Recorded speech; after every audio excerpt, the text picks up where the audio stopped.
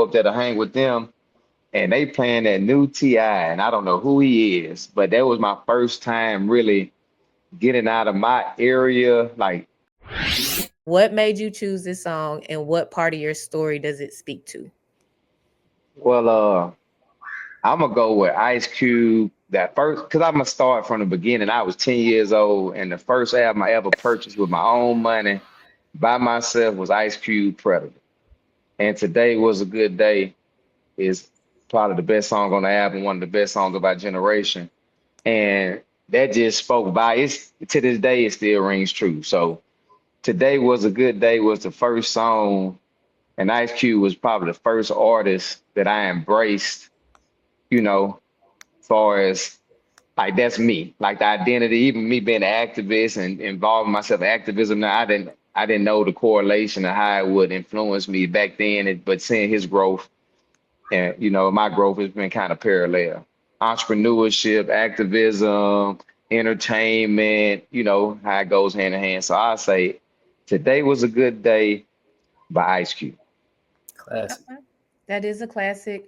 I love that music video because I love the Oh yeah. way it tells the story. Like the song is such a visual song. Like even if you just kind of close your eyes, you can kind of visualize a good day, even if you're not from Yeah. LA. But then when you add that music video with it, it's just like, okay, it takes you to LA. It makes you feel like Yeah. you understand LA. Yeah. Mac, same question for you. Your first pick, single or album. What made you choose this song? What part of your story does it speak to? 50 Cent, Get Rich or Die Trying. And Okay. that was the first album I bought as a kid. Mm. And the first album I can honestly say, besides was Candy was no Window Shopper. Window Shopper was on there. It was on the Mhm. next one. I think what Wonder Shot was on the Massacre. Whatever. Wankster Wankster, birthday, 21 Ghost Questions. Artist. Yeah. You listen Yeah. to it from cover to cover. But what Yeah. the album did overall, like in the age in which I got it, oh, that's when it started. Like that's when you started wearing your what they call wife beaters now Yeah. Mhm. outside and like doing your push-ups, your sit-ups, and the in the club video, Yeah. come on, like you Yeah. as a kid, you kind of like you always look at certain people growing up. Like if you watch wrestling or you watched anything, like as a kid, if you played sports or whatever, and you see, like damn, 50 Cent kind of cut up. Yeah. What I got to do to get cut up? He started the video off doing what should the hanging upside down, doing this shit. Yeah. So what I do? I go in the closet. I got a rack. There's the pole right there in the closet. Take all the clothes off. I'm finna try to see if I can do that shit too. And yeah, you get your ass whooped. You get told to sit down because you done, tore the closet down, trying to be 50 Cent, trying to really embody that confidence. I think he gave, if you caught the album as a child, he gave you a certain swag and a certain confidence that, you just felt like you was it. Especially I wasn't even getting money back then, but I felt like, if I did, that's what I would listen to. And there's some slappers on there, like Get Rich or Die Trying, the whole catalog. So Get Rich or Die Trying came out my freshman year of college. So that was like '03. Yeah. And so that was the mid '03 was a good year for music because there was a year of Speaker Box, Love Below, Confessions. In third grade. We're not gonna say uh I was gonna say don't make me feel old. But yeah, so Get Rich or Die Trying was definitely one of the soundtracks of my freshman year of college. So it always made me think of that. So we're gonna get into pick number 2. And Mac, I'm gonna start with you this time. And the question that goes with this is who introduced you to this track and what did it represent for you at the time? I would say Go Like Me by J Dollar on the track. And that's my cousin. He Okay. raps. He's a very, very, very talented rapper. I actually use his music in just about every project, or some interpolation, some form of his music is in every project I've ever done. And he introduced me to the music that he was working on through just chilling. You know how cousins do when we link up, and you know he cut my hair. Like he is my barber.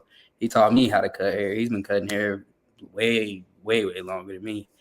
And yeah, spending that time with him and hearing this music, if I could share the track with you all right now, I would, because you'd see exactly what I'm talking about. But finding it, just when I heard it in the place that I was in at that time, it kind of gave me a sense of, like, that's when the creativity started to really come out, because his music was very visual as far as, like, you know, lyrics are concerned. So I really appreciated it. Okay. J Dollar on the track. I think Yeah. I follow him on Instagram. I would hope so. The boy's talented. That boy good. Boy, good. Yes. All right, we're gonna switch over here to you, O. What is your next pick and who introduced you to it and what did it represent for you at the time? Man, I'ma say T.I.'s Do It Baby, Stick It Baby. It was 2001. I was at Alcorn State University, and nobody knew the guy T.I. for real, for real. Like, he wasn't a star yet. That was before the trap music album came out. And I really liked the song, really liked the album, but I was introduced to the album by that song. And I went to Jackson, Mississippi. It was about an hour away from Alcorn. And if half of my graduating class went to Alcorn and a few of my brothers went to Jackson State.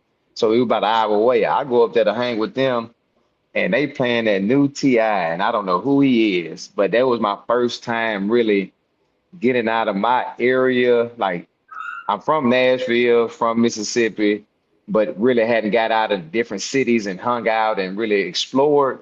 And I just remember riding around Jackson, Mississippi, listening to that T.I. album on repeat and listening to that song particularly probably about 20 times, on the night out. And it just really just gave me that, like, I'm grown. The song was fun. I'm grown. I got my own money. I'm 18, 19 years old, It's and I'm outside. exploring. Yeah, I'm outside. That's exactly. Thank you. I was outside. It's I'm outside. kind of old, Max. So thank you for helping me out with my terminology, man. No, brother, I not to I cut you would off, but brother, no. I get hip to new stuff every day. Look, You fans, I love them. look. I was outside to that "Do It, Baby, Stick It, Baby." Yeah, Listen, that Ti, man, and just in what he turned into too. Like, to know I was on it early and knew I caught the wave early, and to see what he transformed into over the next 3 or 4 years, it made it that much better. Reflecting on the song. yeah. T.I. was I up. got put on it too by one of my good friends, Ernest Marshall, and rest in peace, Alonzo out of Jackson, Alonzo Fairley. Uh, just they would, they let me get outside in Jackson, man. I'll never forget them for that. So it's funny that you talk about T.I. because T.I. is another trap music, another soundtrack to my freshman year of college. And I mentioned it on the last episode. A girl named Kawana, biggest T.I. fan that I know, she had the album. And Do It Baby, Stick It Baby was one of our favorite songs that we Hmm. listened to. And of course, they played it in the club. So every time it came on, everybody Yeah, got on the dance floor. Like, I don't even know yeah, if they could appreciate Do It Baby, Stick It Baby in 2025 because they don't even dance with each other. No, So, right. Come on, I've never even heard it. I gotta add it to my playlist now. you got yeah, to.